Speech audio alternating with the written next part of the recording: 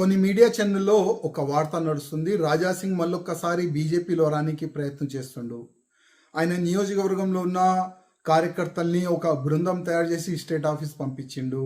రాజాసింగ్ మళ్ళా అప్పుడు ఎందుకు రిజైన్ ఇచ్చిండు, మళ్ళీ ఇవాళ ఎందుకు ప్రయత్నం చేస్తుండని కొన్ని మీడియాలో ఒక వార్త నడుస్తుంది.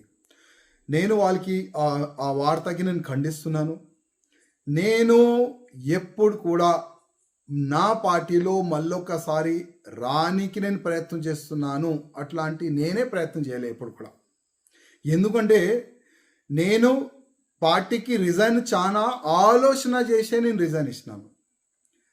నా మనసులో ఉన్న మాటలు, ల్యాక్స్ ఆఫ్ కార్యకర్తలు మనసులో ఉన్న మాటలు ఎప్పుడు నేను కేంద్రం వరకు నేను చెప్పను, కేంద్ర అధికారులు ముందు నేను చెప్పను, అప్పటి వరకు నేను ఆలోచననే చేయను బీజేపీలో రానికి.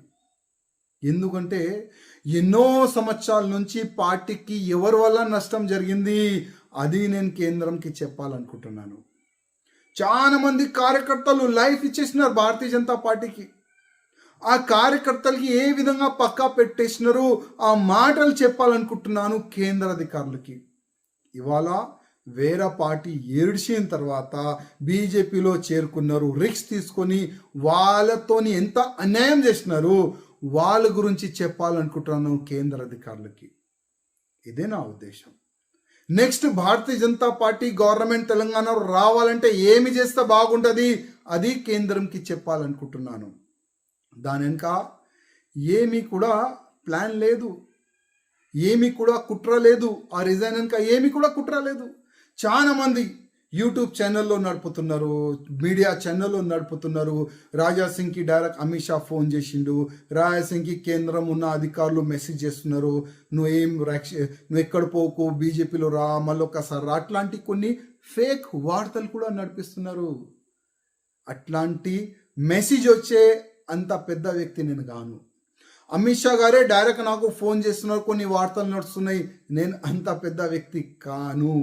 ఎప్పుడు కూడా అమిత్ షా గారు నాకు ఫోన్ చేయలేదు, చెయ్యరు కూడా. నేను చాలా చిన్న వ్యక్తి, నేను చాలా చిన్న ఒక ఎమ్మెల్యే, ఒక కాన్స్టిట్యున్సీకి ఒక చిన్న ఎమ్మెల్యే. నాకు వాళ్ళు పెద్ద మనుషులు ఎక్కడ ఫోన్ చేస్తారు భయ్. నేను 5 years వరకు కేంద్రంకి లేఖ రాసిన, మెయిల్ చేసిన. తెలంగాణలో జరుగుతున్న తప్పుల గురించి నేను మెయిల్ చేసిన, లేఖ రాసిన.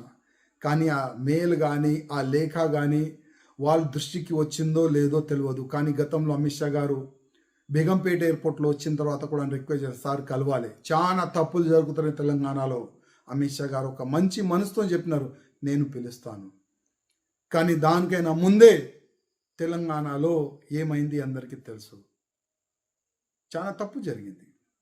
రామచంద్రరావు గారు మంచి వ్యక్తి కాడు నేను చెప్తలేను, ఆయన మంచి ఒక రైటర్. కానీ మాకు ఒక ఫైటర్ కావాలి. తెలంగాణలో భారతీయ జనతా పార్టీ గవర్నమెంట్ రావాలంటే మాకు ఒక ఫైటర్ కావాలి.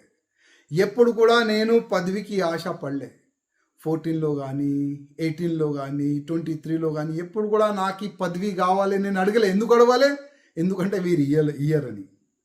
వీళ్ళు ప్రపోజ్ చేయరు, వాళ్ళు ఇయర్ కూడా నాకు తెలుసు. ఎందుకంటే మా గతి ఇదే, మా గతి ఇదే, మా కార్యకర్తల గతి కూడా ఇదే.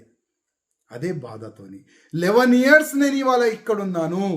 3వసారి గెలిచిన తర్వాత నేను ఎక్కడున్నాను. చాలా బాధతోనే నేను నా బీజేపీ నేను ఏడ్చినాను, రాయి పెట్టుకొని ఏడ్చినాను.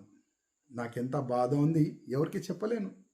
కానీ ఇవాళ లేకపోతే రేపు కేంద్ర అధికారులు ఐబీ రిపోర్ట్ తెప్పించుకోవాలని కూడా రిక్వెస్ట్ చేస్తున్నా. తెలంగాణలో 14లో 18లో 23లో ఎందుకు బీజేపీకి లాస్ అయింది ఎన్నికల్లో, అది ఐబీ రిపోర్ట్ ఇవాళ లేకపోతే రేపు తెప్పిస్తారు కేంద్ర అధికారులని ఒక నమ్మకం ఉంది. అదే ఐబీ రిపోర్ట్లో, అదే రిపోర్ట్లో ఎవరెవరు మోసం చేసినారు, ఎవరెవరు వెనక నుంచి కత్తి పొడిచినారు కేంద్ర అధికారులకు తెలుస్తుంది. ఇవాళ నేను బీజేపీలో బయటికి వచ్చేసినాను.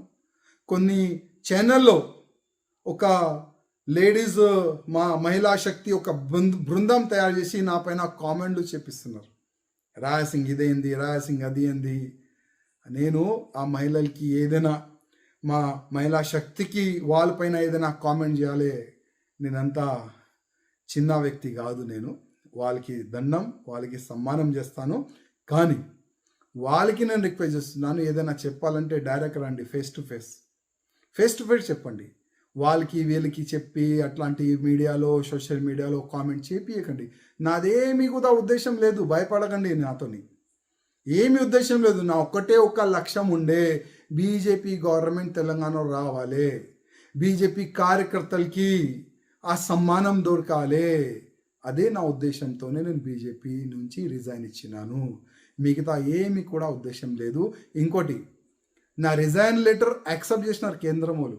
ఎందుకు తెలుసా? ఇది కూడా ఒక సీక్రెట్ ఉన్నది. కొన్ని యూట్యూబ్ ఛానళ్ళు, కొన్ని మీడియాలు ఒక వార్త నడిపినారు. రాజా సింగ్తోని అమిత్ షా గారు ఫోన్లో మాట్లాడుతున్నారు. రాజా సింగ్ కేంద్రం అధికారులతోని డైరెక్ట్ సంపర్కంలో ఉన్నారు. ఇట్లాంటి కొన్ని వార్తలు నడిపిస్తున్నారు. అదే వార్తలకి ఇక్కడున్న కొంతమంది దొరలు కటింగ్ చేసి కేంద్రంకి పంపిస్తున్నారు. చూడండి, రాజా సింగ్ ఇట్లాంటి ఫేక్ వార్తలు నడిపిస్తున్నారు అని కేంద్రంకి ఫేక్ ఇన్ఫర్మేషన్ ఇస్తున్నారు. ఇక్కడ నుంచి ఢిల్లీ వెళ్ళాలి, చెవు కోరాలే, నా పైన ఒక బ్యాడ్ రిమార్క్ తీసుకొని రానికి వాళ్ళు చాలా అంటే చాలా బలం పెట్టినారు. వాళ్ళు సక్సెస్ అయినారు. కానీ ఒక్కటే చెప్పాలనుకుంటున్నా కేంద్ర అధికారులకి, మీడియాకి లిక్ ఇవ్వాలి, మీడియాకి చెప్పాలి, నా ఫేవరబుల్ వార్తలు నడపండి. అట్లాంటి చిన్న పనులు నేను ఎప్పుడు కూడా చెయ్యను. ఏదైనా ఉంటే డైరెక్ట్ చెప్తాను, ఆ బలం నాకున్నది. కానీ మీడియాకి లిక్ ఇవ్వాలి ఆ అలవాటు మీకు, నాకు లేదు. అసలైన తొలి వెలుగు. ఫాలో వాట్సాప్ @తొలి వెలుగు.